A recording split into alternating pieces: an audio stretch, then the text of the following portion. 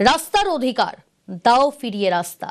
রাস্তা ফুটপাত দখল করে মজুত ইট বালি পাথর। বাসন্তীর ছবি দেখাবো আপনাদের আগে। বাসন্তীর কলতলা থেকে চুনোখালি পর্যন্ত রাস্তা দখল। দেখুন রাস্তার উপরেই ইট বালি পাথর। গুরুত্বপূর্ণ রাস্তায় নিত্যদিনের যাতায়াত, আর সেখানে এই দুর্ভোগ। এই ছবি দেখাচ্ছি আপনাদের মানুষের অধিকারের পাশে নিউজ 18 বাংলা। অনুপ রয়েছে আমার সঙ্গে। অনুপ, কারা রাস্তার উপরে এইভাবে ইট বালি পাথর ফেলে রেখেছে? নিত্য যাতায়াত, যে কোনো মুহূর্তে তো বড়সড় দুর্ঘটনা ঘটতে পারে।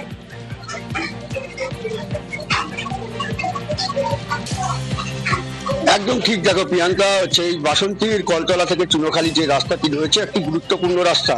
কারণ এই রাস্তা দিয়ে একদিকে যেতে হয়, এই যে চুনোখালি খেয়াঘাট রয়েছে, বিভিন্ন স্কুল রয়েছে, তবে সেখানকার প্রচুর যানবাহন চলাচল করে। সেই সব যানবাহন চালক থেকে শুরু করে স্থানীয় মানুষজন, তারা কিন্তু একটা দাবি করছে, যেভাবে রাস্তার ফুটপাত দখল নিয়ে ইট বালি এবং স্টনচিট রেখে তারা ব্যবসা করছে, কেউ আবার বাড়ির কাজ করছে, এবং এই রাস্তার উপরে কিন্তু তারা বিভিন্নভাবে খোয়া ইট রেখে এবং রাস্তার উপরে তারা সেই মশলা মাখিয়ে তারা কিন্তু সেগুলো কিন্তু ব্যবহার করছে।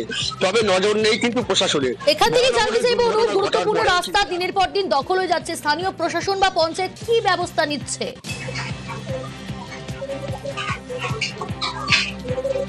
দেখো, আমরা গতকালকে কিন্তু যখন পিডব্লিউডি ইঞ্জিনিয়ারদের কাছে জিজ্ঞাসা করতে যাই, তখন কিন্তু তারা জানিয়েছেন যে রাস্তার রক্ষণাবেক্ষণের দায়িত্ব তাদের। তবে এই যে রাস্তার পাশে যারা ইমারতি দ্রব্য ব্যবসা করছেন, তারা কিন্তু দেখার দায়িত্ব পুলিশ প্রশাসনের।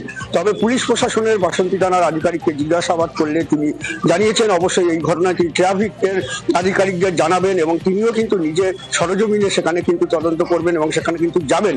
যারা এই ব্যবসার সঙ্গে যুক্ত, যারা এই রাস্তার উপরে ইমারতি দ্রব্য রেখে ব্যবসা করছে, তাদের বিরুদ্ধে কিন্তু কড়া ব্যবস্থা নেবে বলে তিনি কিন্তু জানিয়েছেন। তবে এই যে গুরুত্বপূর্ণ রাস্তা, এই রাস্তা দিয়ে যেমন প্রচুর মানুষজন যায়, কারণ এই যে সুন্দরবনে যাওয়ার জন্য বা বিভিন্ন এলাকায় এই যে চুনোখালি যে খেয়াঘাট রয়েছে, সেই খেয়াঘাট থেকে বিভিন্ন সুন্দরবনের বিভিন্ন দ্বীপে যাওয়া যায়, সেখানে কিন্তু প্রচুর মানুষ প্রতিদিন কিন্তু যাতায়াত করে। শুধু তাই নয়, এই রাস্তা দিয়ে ক্যানিং স্টেশনে আসতে হয়, এই রাস্তার উপরে ইট বালি পাথর। বেশ, শোনো, ও তো আজ 10 বছর ধরে এরকম কারবার করছে। আচ্ছা, এখানে পুলিশ প্রশাসন আসে, বারণ করে?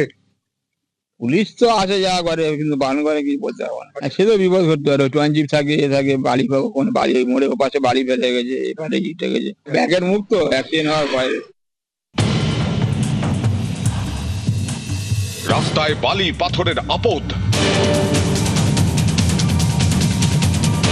হাঁটা দায় দুর্ঘটনার ভয়,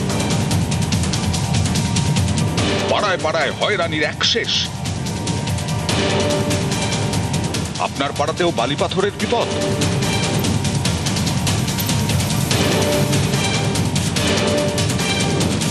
হোয়াটসঅ্যাপে ভিডিও পাঠান আমাদের, এলাকার নাম জানান, আপনার নাম থাকবে গোপন। হোয়াটসঅ্যাপ করুন নাম্বার 6303904117।